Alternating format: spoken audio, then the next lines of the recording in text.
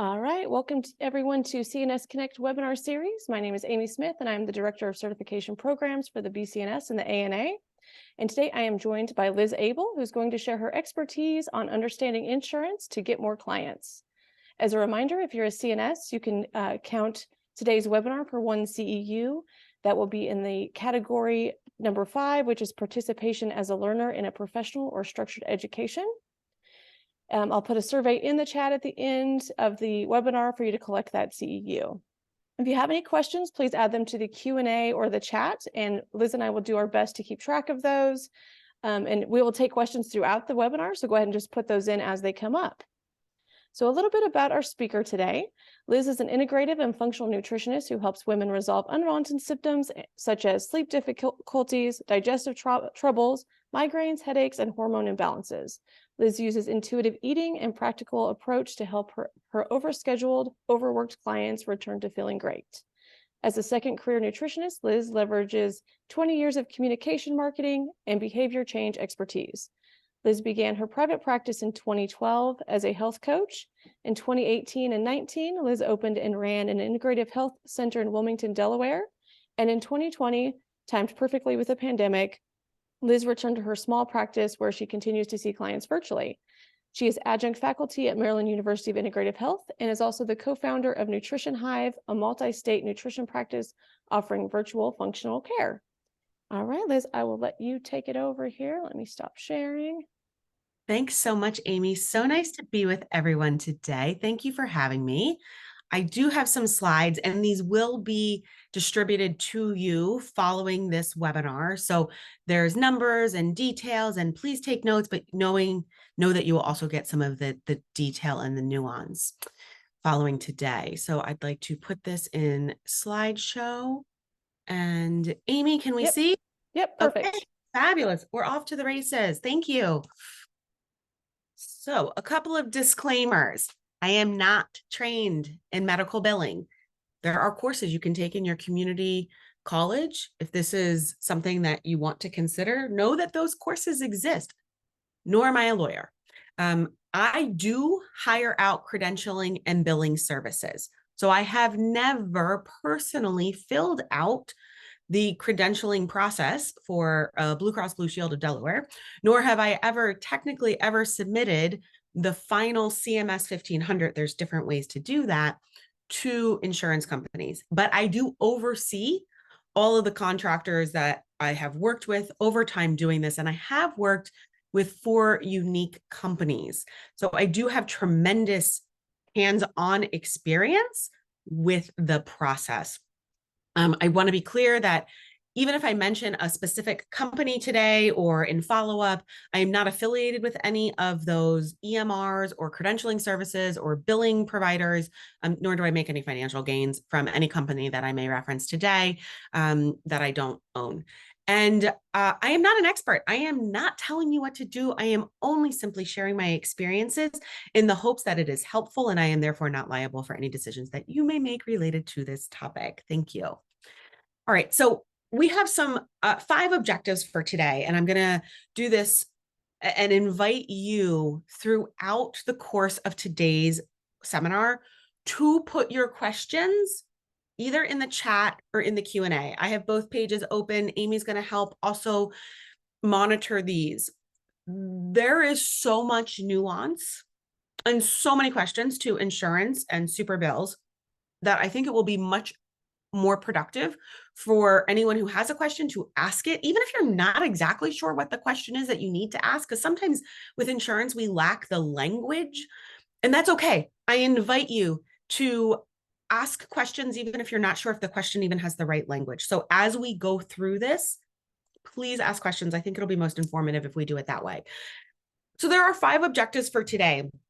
The first thing is just a very simple clarity of language around what is the CNS credential, what is licensing, and what is insurance panel credentialing. That word credential and the difference between credential and license can get a little confusing. So I will put on a piece of paper here in front of us what those differences are so that as we discuss this today, we're all on the same page. An objective would be for the end of today is to make sure that you understand the differences between in-network, which we abbreviate as IIN, and out-of-network, OON. What are the differences in those requirements related to super bills and CMS 1500s? Everyone probably has heard of a super bill. You may not have heard of a CMS 1500. That's okay. We're going to make sure that that all makes sense to you too. There are also common CPT codes, common procedural, I should probably know what the T stands for, and ICD-10 codes. These are your diagnostic codes. These are necessary for insurance reimbursement for both super bills and CMS 1500s. This is where all the details and the numbers and the dots, where do they go? I have lists for you today that I'll share with you. Making sure that you understand how to bill in units, and not only bill, but record in units and what that means. And then I just find that you all likely have your own personal experience with insurance. And depending on how much or how little you've maybe used your own personal health insurance may influence how much you understand about insurance in general. And so I want to share with you just a couple of the key terms related to insurance as people are trying to figure out, is nutrition counseling covered? So does anyone have any questions before I keep going? I don't see any yet. All right, so we are agreed that this is at a minimum the objectives for today. The definitions. We all know the CNS credential.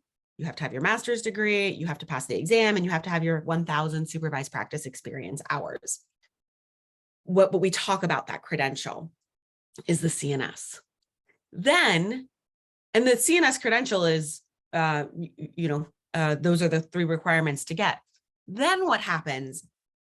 Typically what happens, there are some states that you can get licensed in before you have your CNS, but typically then there sometimes is the opportunity to license in state. So every state has different criteria for licensing. And usually if you are licensed in a state, you can license in more than one state. You're typically referred to as an LDN, a licensed dietitian nutritionist, or an LN, a licensed nutritionist. When we talk about licensing, there are some states, and this is where you would look at the ANA advocacy map to get started.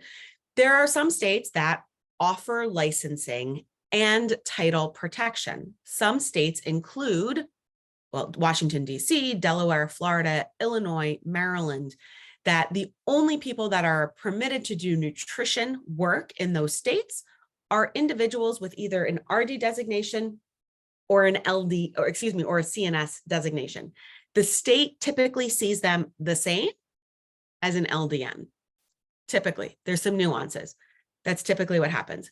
There are other states where licensing is optional and may be available to you. Some of the ones that I know off the top of my head are New York and Pennsylvania and Washington. And so you may still be able to achieve a licensed status in your state, but there isn't title protection. So in Pennsylvania, a health coach can call themselves a nutritionist, as an example, but the state does see your license. So CNS typically then follows by state licensing. That usually happens next. Washington State is one exception. I think Connecticut is another.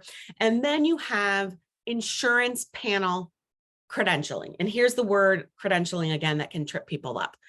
And what you do is you apply to be credentialed on an insurance panel. We're going to talk about which ones in a little bit. You need an EIN number, which is your tax ID, and you need an NPI number. All of you probably at some point will get an NPI number. There are 2 types of NPI numbers. Type 1 is what you would get if you just think it's going to be you, yourself, and I running your practice. If you have, as an example, when I built my integrative health center, wanted to do massage therapy, wanted to have chiropractic, acupuncture, mental health therapy, different types of providers, as well as other nutritionists.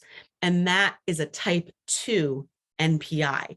This is actually very important to consider now if assuming you're going to apply to be credentialed on insurance panels. Your tax ID links to your insurance panel credential. And so that you never want to have to change. So get your tax ID set up and get the NPI number that you think is going to be where your passion or your path leads you. So hopefully that is clear. NPI numbers are free. They're pretty easy to do.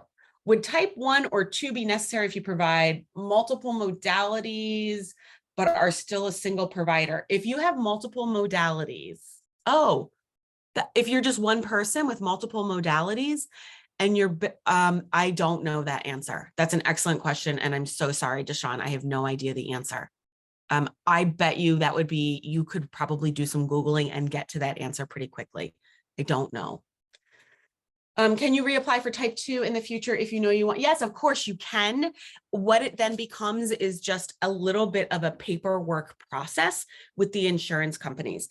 And my experience is that when I'm trying to do something with an insurance company, the minimum is usually 30 days, but more like 45 or 60 or 90 or 6 months. And sometimes it can take 18 months to get things done. The pandemic has also made things come to a screeching halt, and we're not quite having worked our way out of that. So no problem if you've already done this work and you have a type 1, no problem. But as soon as you think you might be wanting to do a type 2, I would consider looking into that so you can start that transition. Yes, sorry, Deshawn, I couldn't help you. I bet you, because the only one, Deshawn, I'm going to come back to your chat question, because you're talking about nutrition coaching and yoga. Because that NPI in this instance is used to bill insurance, because you're talking about an insurance provider, that's why they want this number. Typically, my understanding is that, quote, coaching and yoga are not traditionally reimbursed by insurance panels, by insurance companies. So I don't know that you would be using CPT codes other than nutrition. Now, if you were a speech therapist and doing nutrition therapy, that I don't know the question, because both of those, the CPT codes relative to each of those areas of expertise could be used in seeking insurance reimbursement. Joyce, do you need to apply for insurance credentialing if just providing super bill to clients? No, we're going to get right into that in one moment. That is step 1. So how we're going to talk about insurance, out of network and in network, and super bills and CMS 1500s and all the things. But I'm going to take you through, hopefully, what is a somewhat linear process in thinking about things. So if you think you might want to accept insurance, sometimes the leads through the insurance panels, typically, but not always, if you become credentialed on an insurance network, you would be listed on that insurance company's website. So let's say Blue Cross Blue Shield in Delaware, of which I have a contract. I am listed, Liz Abel, as a nutrition provider. And what that means is if someone is searching on their Blue Cross Blue Shield website portal, they're looking for a nutritionist who's in network, my name is going to come up, and my telephone number, and who knows, maybe my website. And then they're going to reach out, and that potential client is going to reach out. I will suggest to you that sometimes leads from the insurance boards are not good fit for you, for the work that you want to do. As Amy read from my bio, I generally speak mostly with women. I am not interested in taking on a male client in their 60s. That is not fit the kind of person that I typically work with. I'm going to give them a referral. So it just takes time and energy and effort to weed through the people reaching out to you to be able to find the niche of people that you want to work with. So let's say that you think insurance, you can get licensed in your state. That is the first thing. So you live in a state that licenses. Then you can apply to insurance panels. This can take up to 18 months. You also can be told that an insurance panel is closed closed, sorry, try again. 6 months. We usually wait a year before we reapply. Some insurance companies, in my experience, on the East Coast, like Aetna, tend to be closed frequently. There are appeal letters you can write and things of this nature, but sometimes it's a little bit like throwing darts at a dartboard. Sometimes you will decide to apply to multiple insurance panels and see who says yes. So once you sign that paperwork, typically then you are considered in network. So how do you even know what insurance panels to apply to? I would ask people in your community. Ask your friends and family what insurance companies, insurance providers do they have? Examples might include Blue Cross Blue Shield, Aetna, United, Cigna. There's Kaiser on the West Coast. They tend to always have closed panels. They have very specific requirements. And so usually if you were to hire a company to credential you on an insurance panel, it's going to cost you usually about $150 to $250. There are some companies who just have a flat rate. Well, they'll charge you $1,000 and they'll do like up to $7,000 or whatever that case is. But that's to give you a sense. I don't think if you're just starting out, you don't need to apply to every single insurance panel. Pick a few to get things in motion. So let me look at these. Rebecca, hi, can you get credentialed with insurance as a sole proprietor, or do you need to have an LLC be incorporated? The only thing that I'm familiar with, and obviously someone who does credentialing would be able to answer that question, is your EIN number. And I don't believe that your EIN number cares if you're what business entity that you have, as long as you have a business entity. That rate, the credentialing rate, is one time. So usually it would be $150 or $250 to apply to Blue Cross Blue Shield of Delaware. If they reject me, that would be up to, you'd have that language in your contract with your credentialer to know, like, will they maybe allow up to one resubmission if you're denied, something like that. But it's a one-time fee once you are credentialed. The way that insurance contracts typically work is they're set to, I don't remember, I've seen anything from 1 year to 3 years upon date of signing, and then they're set to auto renew. So usually nothing else needs to be done once you are in network. Exceptions to that would be like if you never really see any clients from a certain insurance company, if they were to ever do an audit, they might be like, Liz isn't seeing anyone from seeing any of our insurance members. So we're just gonna, terminate this contract next time it expires. I've never seen that, but it could happen. Great. This question comes up all the time because I know some of you live in states where licensing isn't a thing. So way back in 2020, before COVID, telehealth was what was going to be the big thing in 2025, right? Everyone was moving toward telehealth. We're seeing Centers for Medicaid and Medicare Services really make telehealth accessible, especially in rural areas. And as we know, one of the things that COVID did was just accelerate telehealth. Now, every state, this is where you have to read your state regs. Every state that licenses has different regulations about telehealth. So I'll give you an example. In Delaware, the regs used to read that you had to see your first client intake in person, but then anything else could be follow-up, could be virtual.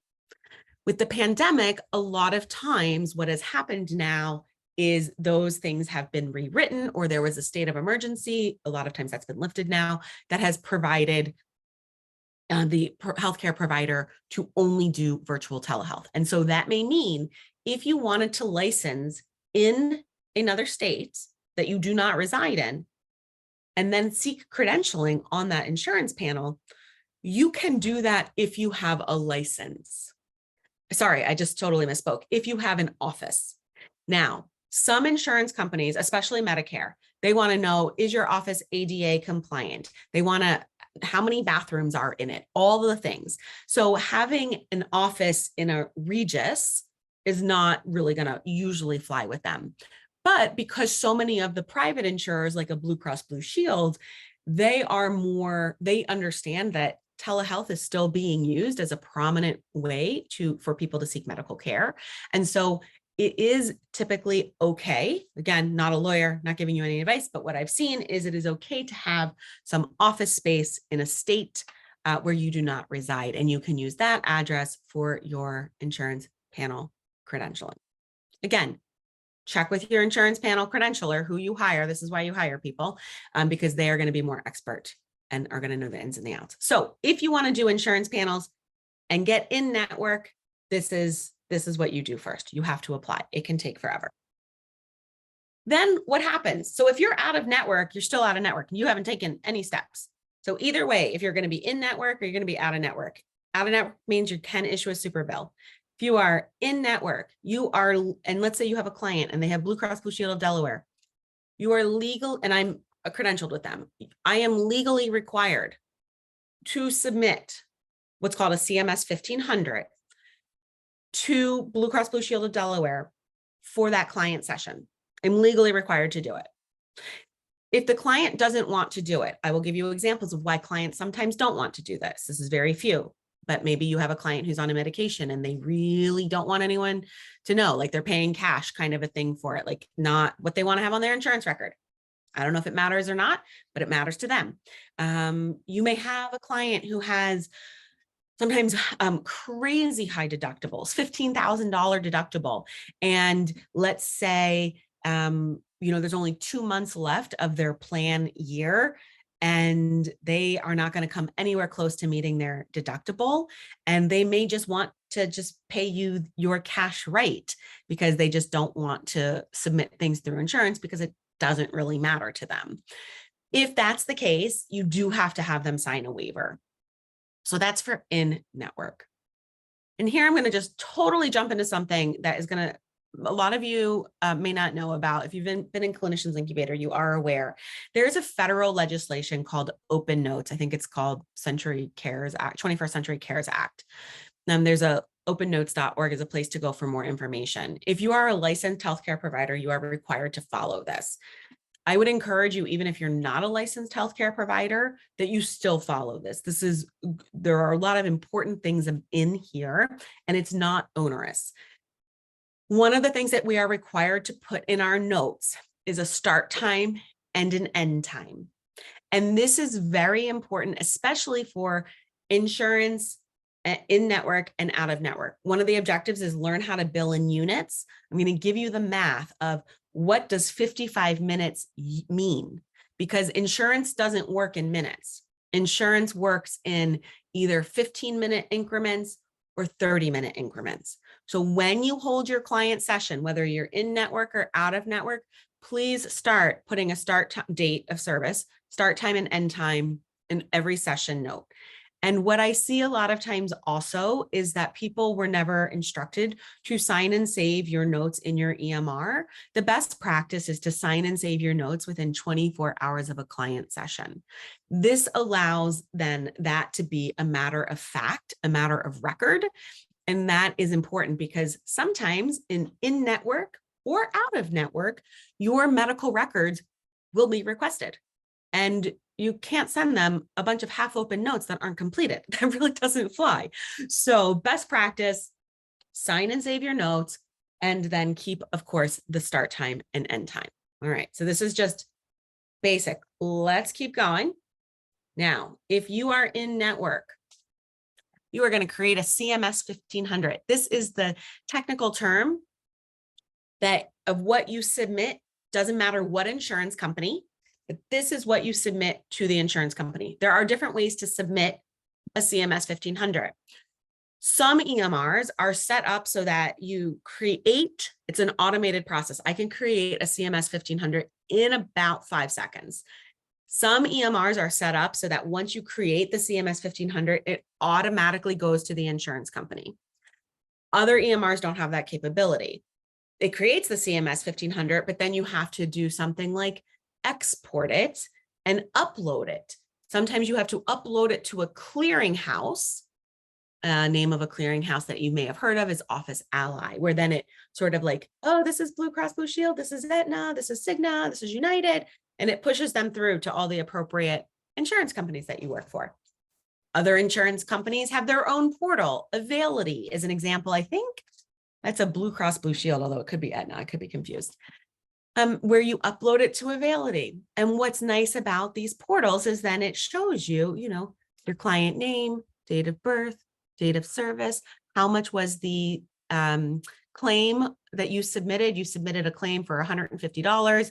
I'm using basic numbers here, and insurance paid $100 of it. That's all going to be there. Or, oh, this claim was rejected because of, here are the reasons and here are the codes. Something about dollars and cents related to this. You will see at the bottom in all caps. It is, well, so let's say you bill the insurance company $150 for an hour-long session with this client. And the insurance company, you're in network, just pays you $100. You cannot bill your client for the difference. So when you become in network with an insurance company, you are agreeing to a contracted rate. Blue Cross Blue Shield of Delaware. It is illegal for me to tell you how much Blue Cross Blue Shield of Delaware pays me per unit per CPT code, meaning I can't tell you how much they pay me for an intake session that's 60 minutes. Not legal. You cannot discuss pricing with each other. There is, if you want to get a sense, and it's not always accurate, their Centers for Medicaid Medicare Services have a grid that's available to you that lists by state and city and tells you based on your CPT code, which I'm going to tell you, how much per unit does Medicare reimburse. So Medicare is transparent about their prices. So as an example, let's just say Medicare says that they say, if you have a contract with Medicare for nutrition services for an intake with Liz Abel is contracted with Medicare doesn't matter what you bill Medicare for an intake with a client, Medicare is only going to pay me $100. They're going to pay me $25 an hour, $25 a unit. We'll get into units in a minute. Insurance companies, in my experience, I've seen it as low as 70% of Medicare pricing. Generally speaking, I believe I see most insurance companies that I work with target to be about 90% of Medicare pricing. And there's been huge snafus. If you're dialed into some things, Aetna did some really, really, really bad stuff this summer. They tried to just all of a sudden, because we have contracts with them, just decided that they were going to start paying nutritionists 25% less than they had been, our contracted rate. Really, really some ugly stuff. The RD, the board, the academy rescued us and got that price adjustment or that reimbursement adjustment back up to where it has been. There are some companies that will adjust your contract. Maybe you've been a really good provider for them over the past 3 or 4 or 5 years. They may give you a little bump. In 2024, you can always request more money, but the fee that you're going to receive for services is the fee you're going to receive for services. There's some small nuances because there might be a Blue Cross Blue Shield PPO plan, and there might be a Blue Cross Blue Shield Highmark PPO plan, and there's an Anthem PPO, which is a Blue Cross Blue Shield product. So even though I'm in Blue Cross Blue Shield Delaware, there are multiple plans within that big umbrella. So there's some small nuances, but that's nothing to worry about.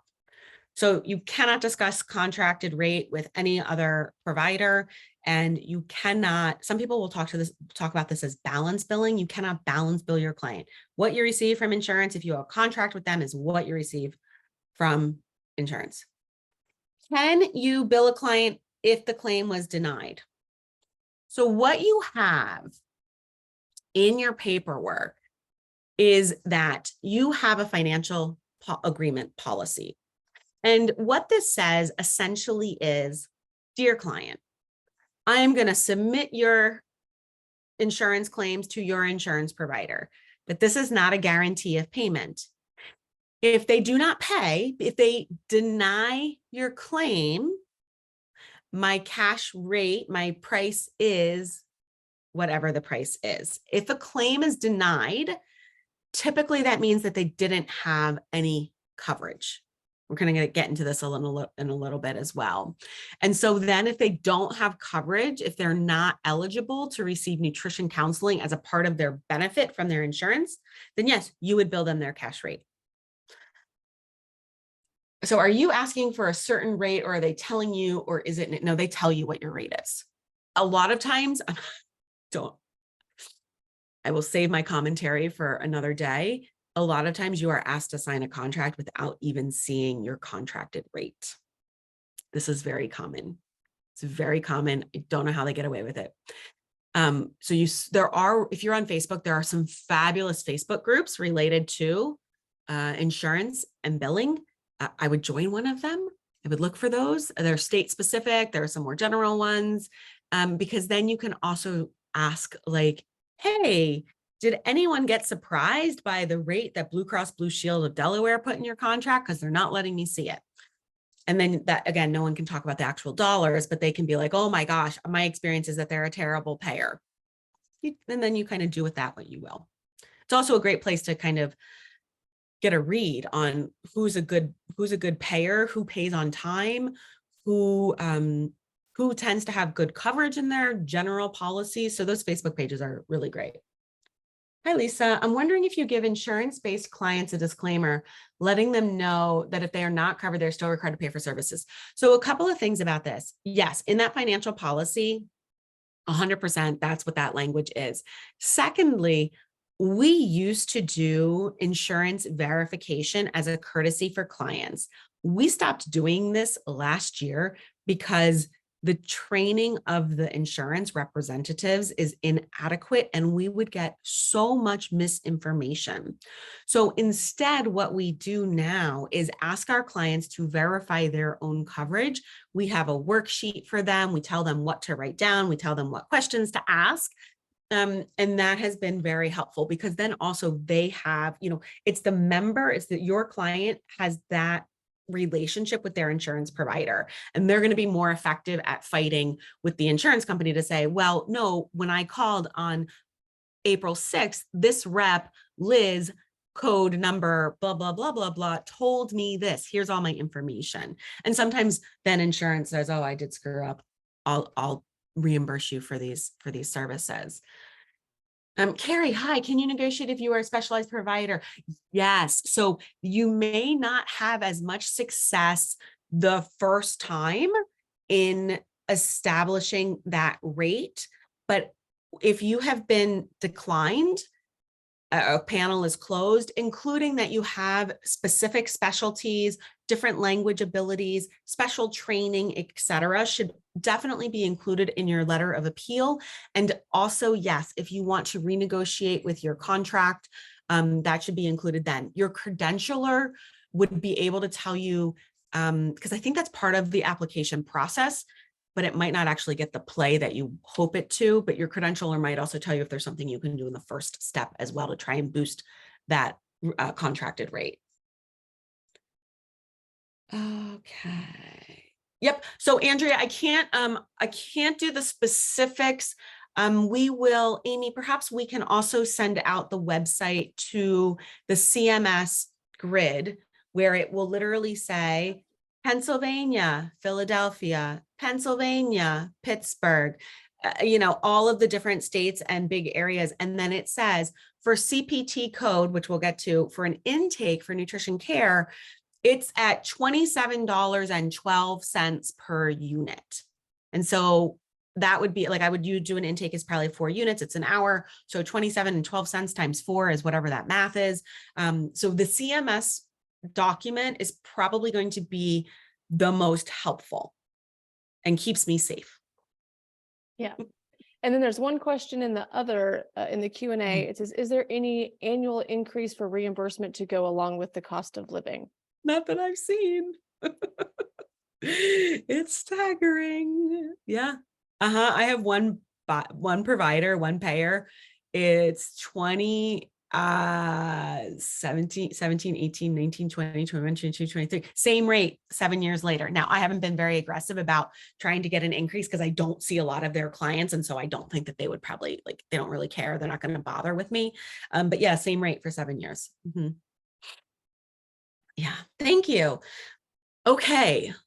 All right. So this is if you are in network, only if you are in network, can you create a CMS 1500? And just to be clear, you submitting paperwork to Blue Cross Blue Shield of Delaware and to be credentialed does not mean you're in network. You will get a ridiculous contract back that you will have to sign.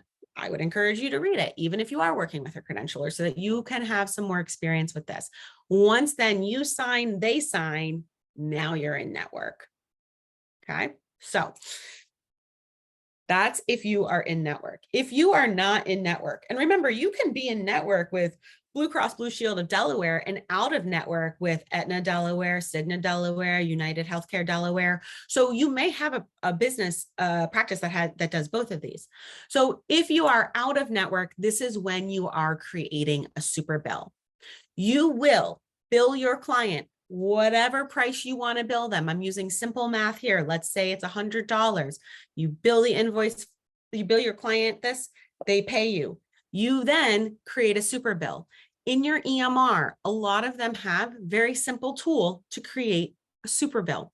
And this then, assuming they paid your $100, it will show that the client paid the $100, which is important for insurance, because then your client takes the super bill and submits it to their insurance provider. And if the insurance provider determines that the client has coverage and can give them some money back, the insurance provider will send the client a check.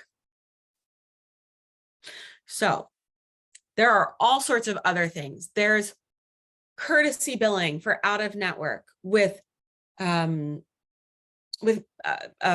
difference billing. And there's so many more things than these two things that I've just shared with you. But I would encourage you, if you are new to insurance, these are the two things that you want to know how to do. All the other things are not that important at this time. Oh, Dana, how long do you have to submit a CMS 1500 to insurance? Every insurance company that I've worked with tends to be different. Some I've seen I don't think I've seen one as short as 30 days. I have seen 60 days, I believe. I've definitely seen 90 days, and I've seen 180 days. Otherwise, you're not getting paid. If you no longer want to be in network, how do you get out of the contract? I think you have to write a letter. I don't know if they'll break contract or if you have to wait till your contract expires, right? And then doesn't auto renew. I just don't know. Will you briefly cover finding a contractor to handle billing and or credentialing? I'd be happy to, if Amy is willing to include it in the email that she's going to send out to you all. I'd be happy to give you some names of some companies that I've worked with or that I've heard good things about. One person in particular that I am thinking of has a lot of self-education, self-paced programming if you wanted to do your own billing. So I will share that option. I will share another company that I've worked with that I think does a really nice job and really only works with RDs and CNSs. And then I'll see if I can find any of those Facebook pages. And those resources could be a good place for you to start to explore. And if you find something else, share it with your colleagues for sure. You're welcome. All right. So any questions about the CMS 1500, like what it's intended to do, when you have to use it versus the super bill, when you have to use it? I know you don't know how to put in any of the data yet. That's okay. But this makes sense? Yes. All right. We are right on time. Key information for whether you're in network or out of network. When you are creating a CMS 1500 or a super bill, you need to know these three things for sure. You also need to know, like, what's the first for CMS 1500, the insurance policy, the number. If the spouse is the insurance policy holder, you need to know the date of birth. All of that is easy to figure out. This is the part that is like the mystery. Okay, so let's unbox this mystery. So we need to know these three things. I'm going to take you through it. CPT codes in general. Licensed nutritionists who are going to use these three codes: a 97802, 97803, and 97804. 02 and 03 are the ones you're going to most commonly use. 02 is your assessment. You wouldn't bill a 97802 for a client more than one time in a 12-month cycle. So you have a new client, you're doing an intake with them on April 6th, you will use code 97802 as the CPT code for that session. When you see this client on April 14th, you will use the code 97803, which is a follow-up session. You will continue to use 97803 for every single session that you have. Let's say in October of 2023, client's good. They're on their own. You've helped them a tremendous amount. You offboard them. In 2025, they call you back because this is what clients do. My life is inside out and upside down. You can bill 97802 again because you haven't seen them in a year. So that would be an assessment. So 97802 gets billed once per client, 97803 gets billed for all your follow-ups. If you ever wanted to consider group sessions, the CPT code for that is 97804. I have never tried billing group sessions to insurance, but in theory, you can do it. We'll talk about that if there's time. So the other thing you need on your CMS code is you need an ICD-10 code. To be clear, diagnosing is outside scope of practice.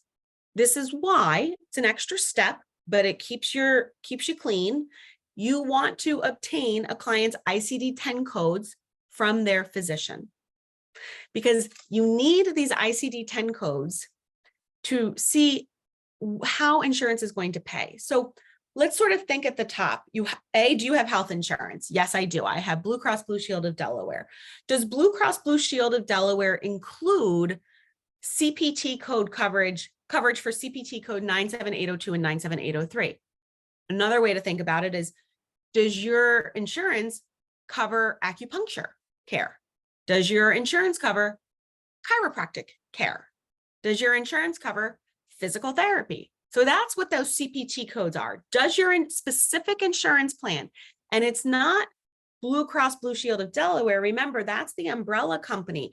If I work for my bank, the big banks here in Delaware, and they have Blue Cross Blue Shield of Delaware, they may have a policy, their policy may say, yes, we provide nutritional counseling. CPT codes 97802 and 803 are covered. But then I may work for a smaller, usually this is the way it is, a smaller accounting firm.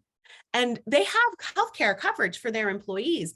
But because every policy is different, the owners of that CPA firm may say, nah, we don't want to offer nutrition counseling to our employees. And so there's no coverage. There's no benefit. There's no CPT code 97802 or 803. There's no acupuncture care. There's no chiropractic care, right? So you have to find out, do you have the benefit, right? Do you have this? Is the CPT code covered under your client's insurance plan, their specific policy? From there, okay, they do have coverage. You mean, okay, so maybe there's a chance they're going to get some sessions at low cost or no cost. Well, what's the ICD-10 diagnosis? And usually when a client calls their insurance company, or if you were to verify insurance, you would say to the rep, and I'm going to use this ICD-10 code. And here are the ones that are most commonly used. Now, quick sidebar, I run a weight neutral and weight inclusive practice. I do believe there's so much fat phobia and fat shaming in this country that I really hate referring to BMI, but this is the way, frankly, that I can help clients maximize their insurance benefits. So the most popular codes for maximizing your insurance benefits, which means your client has to pay less money per session with you, is using a BMI code that starts with an E. There are other BMI codes that starts with a Z. I'm going to talk about Z codes in a minute. E codes. This is what you'd put top of your list. The order of your ICD-10 codes actually matters. So I put the E codes as the top. Now, remember, you don't diagnose.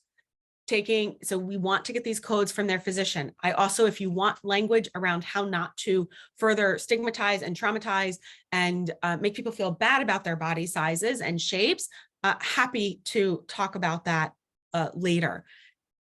Then the other thing that tends to get covered is type 2 diabetes and also cardiovascular disease. Now, there are some others. I could have listed a bunch more. Some policies cover IBS. A lot of policies cover eating disorders. Some policies might cover celiac disease. A lot don't. Like, it's kind of fascinating, but these are the ones that tend to be covered the most. Now, Z codes. We're going to talk about the difference between preventive and medical in a moment. Z codes are in the preventive category. So a Z code like these here, Z71.3 and Z72.4, these are diagnostic codes that you as the nutritionist can use. Z71.3 is pretty much a gimme. Now, not all insurance companies will consider this. They will not. Yes, you have coverage for 97802 and 03, but we don't pay on Z71.3. Some do, some don't. Z72.4 is not a gimme. Some insurance companies pay on this and some don't. But I once had to terminate a client because she came to me, she was pregnant. She was not eating quite enough food. And so she did have inappropriate diet and eating habits for where she was in this life stage of her. And so I met with her 3 sessions and she did an amazing job of getting herself fed more and eating balanced and consistently. I then can't keep seeing her and using this code when, in my professional estimation, she's no longer inappropriately dieting, having diet and eating habits. So you have to have your notes back up if you were to use this Z claim. So let's see for a moment what we got. Hi, Elizabeth. Is there any way on the form to indicate that the ICD-10 code came from a physician and not from you? I would, the question is, do you have to attach a referral or keep it on file? You just keep it on file. If there asterisks, sometimes clients need a referral from a physician. It is a requirement by the insurance company. And then you would have to submit that, but they're not looking about the ICD-10 codes. They're looking to see, did the physician decide that this client needed nutrition counseling? So as best practice, anything that you put on your CMS 1500, yep, you should be able to reference it.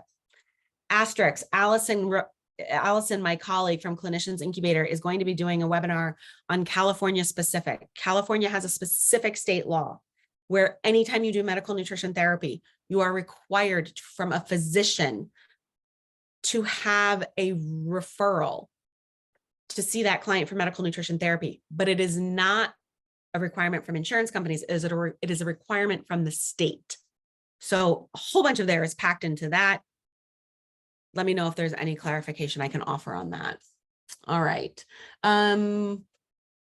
If I am transferring a client to my private practice from a group practice where I used to work, would I bill my first super bill new practice at 97802? No, I wouldn't. They are a follow-up. They are, from you, they are a follow-up client. And so I would use 97803. Do you recommend you as the provider call the doctor, or do you recommend the client bring your code from their doctor? I recommend get signed consent letter right away, a signed consent form allowing you to communicate with the doctor, because then I'm going to do a couple of things. I'm going to ask for their ICD-10 codes, and I'm also going to ask for their most recent lab workups. And so now I've got everything I need to get going. So I prefer to do that myself. I feel like it moves faster. When the clients have to do it, it tends to be a little bit slower. And also, especially if you're working with people who are living in larger size bodies, I also just don't need them to see ICD-10 codes that are unhelpful and harmful, staring at them in the face. And then what are they going to do it? They don't have a fax, and then they upload it to the documents, and it just gets messy. So I'm a fan of doing it as a courtesy with their permission. Can you use both Z codes on a super bill? No, if they have an ED, you want to use the ED diagnosis code rather than the Z72.4. I'm going to talk about the difference between medical and preventive in a minute, and that's going to help answer that. You absolutely could use both Z codes on a super bill. In my experience, certain insurance companies like the Z71.3 and certain insurance companies like the Z72.4. So it's just about figuring out which insurance company likes which to know how to use them. Does it make sense to use more than one ICD-10 code? Yes, yes, yes, yes. So as an example, if you have a client who has diagnosed hypertension and high cholesterol and at our quote unquote, oh, this stuff makes me gag, normal BMI, they are most likely going to receive medical nutrition therapy as part of their benefits coverage. So you can do up to 5, I think, ICD-10 codes, and you do want to list them in order of most relevant. Start with the E codes, if any apply, move into cardiovascular and metabolic codes from there, and then the rest, eating disorder codes, and then the rest kind of, I don't know that they all make that much of a difference. Okay. Oh, thanks. The May 10 is Allison. That's great. Providing MNT in California. Do you need to add a Z code on a super bill? The only reason you would have a Z code on a super bill, especially if there's no other codes to use. So if a client comes to you and they don't have any medical diagnoses, but maybe they're telling you that they're fatigued and they're not sleeping great, but they don't have any medical diagnoses, then something like a Z71.3 is completely appropriate to use. And that may be your only choice. So I also find if you haven't maxed out your 5 ICD-10 codes with diagnosed codes, it's okay to add the Z, but put the Z last. All right, we are getting there out of time. Gimme codes versus E codes. E codes are going to probably be the best thing to use. You can use a Z71.3 code because anyone's eligible for that. You cannot use a Z72.4 code if your client is not expressing or showing inappropriate dietary and eating habits. This is a great question, Carrie. If you have a client's hypertension or lipids are under control with meds, do I still use the ICD-10 codes related to these conditions? Yes, because they have that diagnosis. The meds don't make their diagnosis go away. So their medical chart from their doctor would still indicate that they have high cholesterol, hypertension, et cetera. And so it is appropriate to use that. Okay. Number of units per session. Remember, you're going to start and end. Timestamp. This is why doctors, the average length of a doctor session is like 7 minutes. We technically have to use 8 of the 15 minutes. 15 minutes is a unit. We have to use 8 of that 15 minutes for it to count as a unit. So you can see here the math of what makes up a unit. This is why my sessions with my insurance clients are 53 minutes, because 53 minutes is 4 units. Remember, you don't get to bill insurance for anything, mostly anything that's not FaceTime with the client, which means I don't get to bill insurance for my time spent charting. So I take that 7 minutes to get their protocol done, get their chart note done, and submit their CMS 1500. So you want to make sure to do this. If you do run an insurance-based practice or have accept insurance in your practice, you will also want to start to do a quarterly audit of your insurance. Make sure what you're saying in your notes is how many minutes you spent in your note matches what you actually submitted in your CMS 1500, things like that. Nothing to worry about. Minor stuff, just housekeeping kind of a thing. But these units are important because if you saw a client for really she was late and then she had to go early and you only saw her for 30 minutes, but it was originally scheduled for an hour and you bill 4 units, but you only saw her for 30 minutes, that's insurance fraud. You have to make sure your units match the time spent with the client, not what was the scheduled time with the client. If you have completed the CAQH yourself, do you still suggest using a credentialer to apply to insurances? Is there still a cost to apply if you do it yourself? I don't know if there's a cost. If it is, it's minimal. I would say there's not. If you've already done the CAQH, sometimes a credentialer will give you a discount because you've already done it, but not much of a discount because they still need to make sure that you've done it correctly. So I don't know. You absolutely could try it. And if it frustrates the heck out of you, then hire someone. Do insurance companies set time limits, 4 units versus 6 units, for example? Sure do. I used to have insurance companies that let me do 8 units for an intake. Everyone seems to be capped at 4 units these days. All right. Preventive versus medical, how these codes come into play. When you think about preventive, so again, let's assume, yes, client, you have Blue Cross Blue Shield of Delaware and you have nutritional benefits, which means you can see a provider for codes 97802 and 97803. Your sessions are going to be considered preventive. Think flu shot, pap smear, mammogram, things that we don't pay for. Your sessions are going to be considered preventive if you have type 2 diabetes. Your sessions are going to be considered preventive, client, if you have high blood pressure and high cholesterol. Your condition client, your coverage client is going to be medical if you don't have any diagnostic codes and you just use that code as Z71.3. Now, that's not always true. Some insurance companies consider Z71.3 as preventive. It used to be most did. We're seeing that shift. We're seeing that change. It used to be everyone could get 10 sessions at Z71.3 in certain insurance companies, not anymore. So this makes a difference. So if you have reason, if you have documented ICD-10 codes to put on your CMS 1500 or your super bill, it's the same thing. You want to help your client maximize their preventive benefits, which will mean low or no cost to them. And one more thing, we don't really have time for that. You'll see that in the notes. Who has coverage? State employees tend to have great coverage. That includes teachers, super generous benefits. Also large employers tend to have great coverage. Employers who are self-funded, if you know anything about that, that might be a question that's interesting to you. If you don't know what that means, don't worry about it. They may have a mixed bag of coverage. Some insurance companies in some states will pay 100% for preventative by using a code like Z71.3, like I just said, but this is changing. There is a shift away, and now many require these E codes for preventive coverage.